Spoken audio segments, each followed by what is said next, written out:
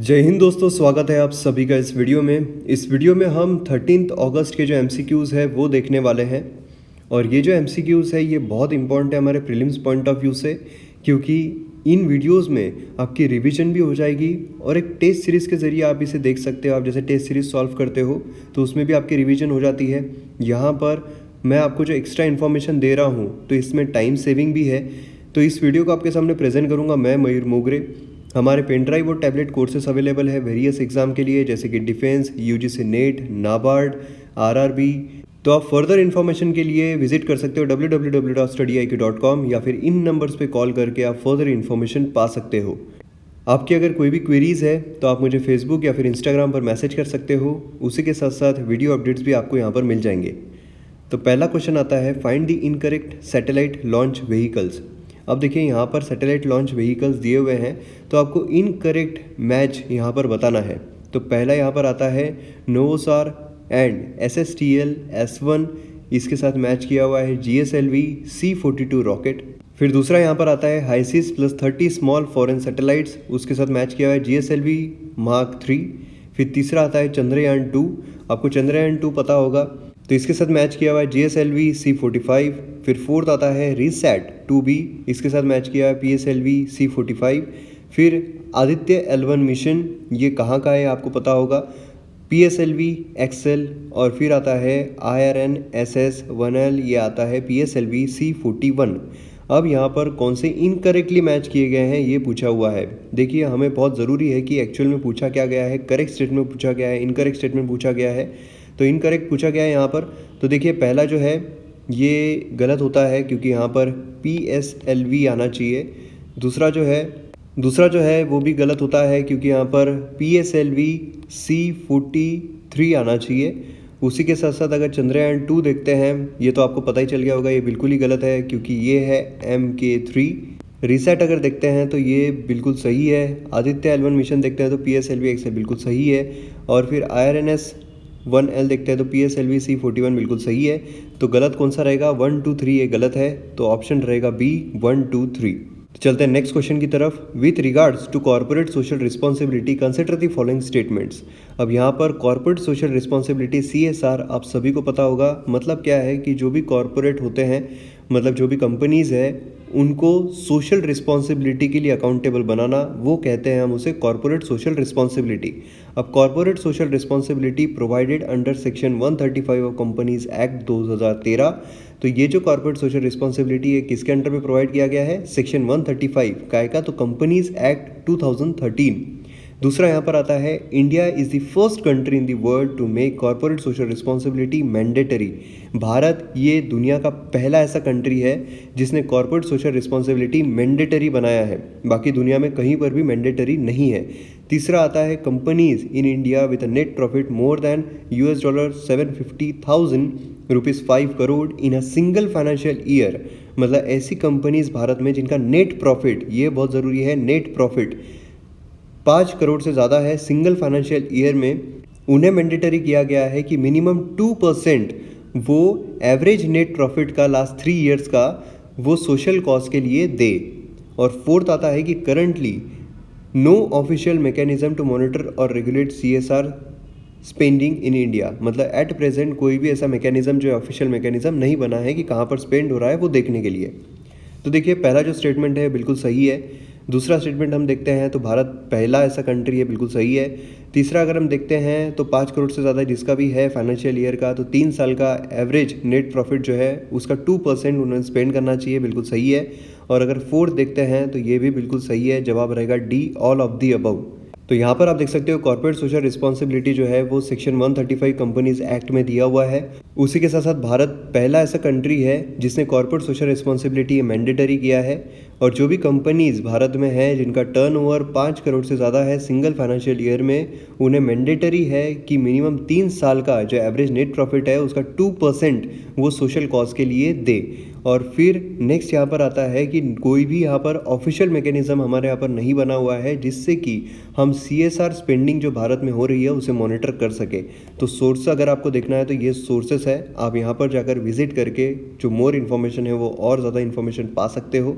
Next यहाँ पर आता है with respect to India Africa relation consider the following statements. अब यहाँ पर इंडिया और अफ्रीका का जो रिलेशन है उसके बारे में आपको स्टेटमेंट्स दिए गए हैं, आपको करेक्ट स्टेटमेंट जो है वो पहचानना है। पहला आता है India has initiated a series of India Africa forums and in working with Japan on an Asia Africa growth corridor. अब देखिए जो भारत है वो एशिया अफ्रीका ग्रोथ कॉरिडोर पर काम कर रहा है और किसके साथ मिलकर कर रहा है, जापान के साथ मिलकर कर रहा है। और भारत ने ऐसे series of India Africa forum जो है वो इनिशिएट किए हैं जहाँ पर अफ्रीका जो है उनकी ग्रोथ हो सके। फिर नेक्स्ट यहाँ पर आता है Asia Africa growth corridor will essentially be a sea land corridor linking Africa with India and other countries of South East Asia. अब देखिए अफ्रीका जो है उसे अगर बढ़ोतरी कर रहा है तो दूसरे जो राज्य है, दूसरे जो कंट्रीज़ हैं उनके साथ उनका मिलाप होना चाहिए, उनके साथ उनका कोऑर्डिनेशन होना चाहिए। इसीलिए यहाँ पर अफ्रीका एशिया ग्रोथ कॉरिडोर जो है वो सी लैंड कॉरिडोर है जो लिंक करेगा अफ्रीका को इंडिया के साथ और बाकी जो साउथ ईस्ट एशिया के जो कंट्रीज़ हैं उनके साथ। तो देखिए जो पहला ऑप्शन है वो बिल्कुल सही है। इंडिया ने series of India Africa forum जो है वो इनिशिएट किया है, जापान के साथ मिलकर एशिया अफ्रीका ग्रोथ कॉरिडोर पर काम कर रहा है भारत। लेकिन दूसरा अगर हम देखते हैं तो यहाँ पर लैंड कॉरिडोर नहीं है, सी कॉरिडोर है। मतलब अफ्रीका एशिया ग्रोथ कॉरिडोर ये एक सी कॉरिडोर है जो कि अफ्रीका को इंडिया के साथ और बाकी जो साउथ ईस्ट एशियन कंट्रीज़ हैं उनके साथ लिंक करेगा। तो दूसरा ऑप्शन जो है वो गलत हो जाता है। इसका जवाब क्या रहेगा, A1 ओनली। नेक्स्ट यहाँ पर हम देखते हैं तो मुडुमलाई नेशनल पार्क ये कहाँ पर है। तो मुडुमलाई नेशनल पार्क आपको बताना है कि कौन से स्टेट में है। तो तमिलनाडु, कर्नाटका, केरला, आंध्र प्रदेश। तो सबसे पहले तो मैं आपको बता दूँ कि ये एक डिक्लेयर किया गया है टाइगर रिजर्व भी। उसी के साथ साथ नीलगिरी हिल्स जो है उसके पास आपको ये देखने को मिलेगा। तो अब नीलगिरी हिल्स मैंने आपको बता दिया है तो अब आपको पता चल ही गया होगा कि किस स्टेट की मैं यहाँ पर बात कर रहा हूँ। तो इसके जो लोकेशन है ये एक्चुअल में है तमिलनाडु में। तो इसका सही जवाब है तमिलनाडु। अब इसे टाइगर रिजर्व कौन से इसमें डिक्लेयर किया गया था, सेक्शन 38V जो है वाइल्ड लाइफ प्रोटेक्शन एक्ट 1972 का, उसके अंडर में इसे टाइगर रिजर्व डिक्लेयर किया गया था क्योंकि यहाँ पर टाइगर पॉपुलेशन जो है बहुत ज़्यादा हमें देखने को मिलती है और यहाँ पर बहुत सारे फ्लोरा एंड फोना भी हमें देखने को मिलते हैं। नेक्स्ट क्वेश्चन आता है रिगार्डिंग INS कलवारी। तो इसके बारे में आपको स्टेटमेंट दिए गए हैं, सही स्टेटमेंट जो है वो पहचानना है। पहला आता है it is a diesel electric attack submarine which is designed bye French naval defence and energy company. ये एक डीजल इलेक्ट्रिक अटैक सबमरीन है जो कि डिज़ाइन की गई है by French naval defence and energy company. दूसरा यहाँ पर आता है a submarine boost of superior stealth features such as advance acoustic silencing technique, low radiated noise level. तो अब यहाँ पर आपको जो सही स्टेटमेंट है वो पहचानना है। तो देखिए भारत के पास जो 6 कलवरी टाइप के सबमरीन है उसमें से INS कलवरी ये फर्स्ट है और ये एक डीजल इलेक्ट्रिक अटैक सबमरीन है जो डिज़ाइन किसने की है, DCNC ने। और ये मैन्युफैक्चर कहाँ पर की गई थी, तो मैज़ेगॉन डॉक लिमिटेड जो है भारत में मुंबई में वहाँ पर।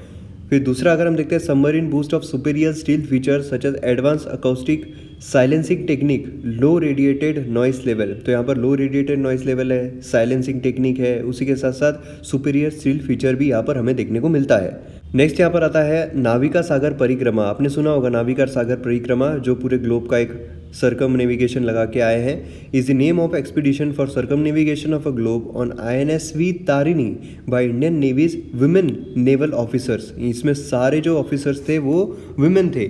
तो यहाँ पर जहाँ जहाँ पे वो गए हैं वो आपको बरोबर अरेंज सीक्वेंस में लगाना है। तो देखिए सबसे पहले वो कहाँ गए थे, तो ऑस्ट्रेलिया, वहाँ पर पहुँचे थे। उसके बाद कहाँ गए थे, तो न्यूजीलैंड, क्योंकि ऑस्ट्रेलिया देखिए हम सीधा सीक्वेंस से भी जाते हैं। अगर आपको मैप पता है तो यहाँ पर ऑस्ट्रेलिया है, यहाँ पर न्यूजीलैंड है, तो उस तरीके से हम देख सकते हैं कि वो कहाँ कहाँ पर गए होंगे। उसके बाद वो कहाँ गए थे, तो फॉकलैंड आइलैंड हम देख सकते हैं। उसके बाद फिर साउथ अफ्रीका वो आता है। उसके बाद कौन सा आएगा, तो मॉरिशियस आएगा, मॉरिशियस 5th नंबर पर। और फिर लास्ट में वो भारत में आते हैं तो लास्ट में गोवा आएगा। तो इस तरीके से हम देख सकते हैं कि पूरा जो ग्लोब उन्होंने लगाया है तो इस तरीके से ये पॉइंट्स पर वो गए हैं। तो सबसे पहले कौन सा है, तो हमें वेस्टर्न ऑस्ट्रेलिया मतलब EBCFDA ये देखने को मिलता है। तो कौन से ऑप्शन में दिया हुआ है, ई हमें लास्ट ऑप्शन में ही देखने को मिलता है। तो ये इसका सही जवाब रहेगा। तो देखिए ये सीक्वेंस है, इस तरीके से आप देख सकते हो। नेक्स्ट आता है नासा ने जो पार्कर सोलर प्रोब लॉन्च किया है, space agencies first mission to sun. तो इसके बारे में आपको स्टेटमेंट्स दिए गए हैं, आपको करेक्ट स्टेटमेंट जो है वो पहचानना है। पहला है it will explore the sun's atmosphere and its outer most atmosphere to find why the sun's solar surface is so much hotter than the corona. फिर नेक्स्ट स्टेटमेंट यहाँ पर आता है it will be more than 7 times closer than any spacecraft, मतलब जो भी spacecraft सन के आसपास पहुंचा है उसके 7 टाइम्स ये क्लोजर रहेगा। The Parker probe is expected to make 24 loops of the sun over 7 years. 24 loops यहाँ पर बनाएगा 7 सालों में। तो देखिए दूसरा ऑप्शन तो बिल्कुल सही है। अगर आप पहला ऑप्शन देखते हो तो कोरोना जो है वो ज़्यादा हॉटर है as compared to sun's solar surface, क्योंकि ये जो मिस्ट्री है यही तो सॉल्व करना चाहता है कि जो सरफेस है सन का वो ज़्यादा हॉट रहना चाहिए, लेकिन जो कोरोना है मतलब जो आउटर लेयर होती है वो सरफेस से ज़्यादा क्यों हॉटर है। तो इसलिए पहला ऑप्शन जो है वो गलत रहेगा, दूसरा ऑप्शन बिल्कुल सही है। जवाब रहेगा C2 ओनली। तो यहाँ पर आप देख सकते हो it will explore sun's atmosphere and its outer most atmosphere the corona that why the sun's outer atmosphere, या फिर जो कोरोना है वो ज़्यादा हॉटर है दैन दी सोलर सरफेस। फिर आता है नेशनल डिजास्टर रिस्पांस फंड के बारे में। National disaster response fund is financed through the levy of cess on certain items, मतलब नेशनल डिजास्टर रिस्पांस फंड किस तरीके से लाया जाएगा, किस तरीके से लेवी किया जाएगा, सेज ऑन सर्टन आइटम्स, कुछ आइटम्स पर सेज लगाए जाएंगे, chargeable to excise and custom duty and approved annually through finance bill. Approved किया जाएगा एनुअली, मतलब हर साल फाइनेंस बिल के जरिए। फिर दूसरा आता है it is located in the public accounts. Public account जो है उसमें ये लोकेटेड है of government India under reserve fund not bearing interest. इसमें इंटरेस्ट जो है वो बियर नहीं होगा। तो यहाँ पर आपको सही स्टेटमेंट जो है वो पहचानना है। तो देखिए पहला भी बिल्कुल सही है, दूसरा भी बिल्कुल सही है। इसका जवाब रहेगा D, all of the above. तो यहाँ पर आप देख सकते हो नेशनल डिजास्टर रिस्पांस फंड ये डिफाइन किया गया है सेक्शन 46 में डिजास्टर मैनेजमेंट एक्ट 2005 के, जो कि मैनेज किया जाएगा सेंट्रल गवर्नमेंट के द्वारा, ताकि जो इमरजेंसी रिस्पांस आते हैं, रिलीफ रिहेबिलिटेशन के लिए जो आते हैं, उसके लिए बचाया जाएगा। अब सोर्सेज किस तरीके से रहेंगे, तो जिस तरीके से जो प्रेसिडेंट्स है, NCFF है, NDFR है, तो ये क्या करेंगे, जो भी आइटम्स होते हैं उस पर सेज लगा देंगे और ये एनुअली अप्रूव किया जाएगा फाइनेंस बिल के द्वारा। और यहाँ पर अभी एट करंटली क्या होता है, नेशनल कैलेमिटी कॉन्टिजेंसी ड्यूटी जो है वो लेवी की जाती है। तो ये सोर्स है, आप फर्दर इन्फॉर्मेशन के लिए ये भी रेफर कर सकते हो। बाकी मैंने आपको एग्जाम पॉइंट ऑफ व्यू से जो भी इन्फॉर्मेशन चाहिए वो मैंने आपको दे दिया हूँ। फिर नेक्स्ट यहाँ पर आता है विच cities does not span 2 continents. अब कौन सी ऐसी सिटी है जो कि 2 कॉन्टिनेंट्स में स्पैन नहीं करती। Istanbul Turkey, Suez Egypt, Orenburg Russia, Wuhan China, एथ्रू कजाकिस्तान। तो इसका सही जवाब है वो है D, वुहान चाइना। मतलब देखिए जो इस्तानबुल टर्की है वो यूरोप और एशिया में स्प्रेड है। स्विस इजिप्ट अगर हम देखते हैं तो अफ्रीका और एशिया में स्प्रेड है। ओरेनबर्ग रशिया में देखते हैं तो यूरोप और एशिया में स्प्रेड है। मैग्निटोगोर्स देखते हैं रशिया की तो यूरोप और एशिया में स्प्रेड है। अटियर कजाकिस्तान की देखते हैं तो यूरोप और एशिया में स्प्रेड है। लेकिन वुहान चाइना की जो देखते हैं वो दूसरे कॉन्टिनेंट में नहीं है, एशिया में ही स्प्रेड है। तो इस तरीके से हम देख सकते हैं कैसे कैसे क्वेश्चंस एग्जाम में आ सकते हैं। तो इसलिए मैप हमें कितना स्ट्रांगली करना पड़ेगा। नेक्स्ट यहाँ पर आता है Comrade was a weekly English language newspaper that was published and edited by. Comrade जो है ये वीकली इंग्लिश लैंग्वेज पेपर था जो कि पब्लिश कौन करता था इसे, तो मौलाना मोहम्मद अली साहब। 1911 से 1914 के बीच इन्होंने ये एडिट किया है। तो ये है हमारे वीडियो का एंड। वीडियो को स्प्रेड कर दीजिए, दूसरों तक भी फैलाइए। मिलते हैं हम अगली वीडियो में। जय हिंद।